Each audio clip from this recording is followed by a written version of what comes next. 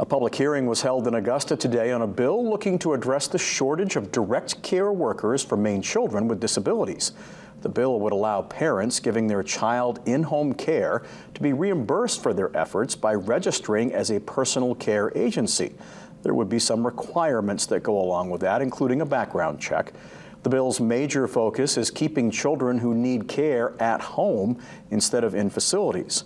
According to Senator Joe Baldacci, who proposed the bill, a similar bill previously made it through committee in both bodies of the legislature, but was ultimately struck down by the Appropriations and Financial Affairs Committee. Some did question the logistics of the bill. Allowing a parent to register as a personal care agency is likely to create more challenges than it resolves. Who will be responsible for overseeing the care? Who will ensure the parent receives proper training? Who will ensure compliance with licensing requirements? Children, like anyone else, should be cared for in their own home, not put in institutions. The whole point of this is to avoid institutionalization, or any facility that really is not their home is not the first priority.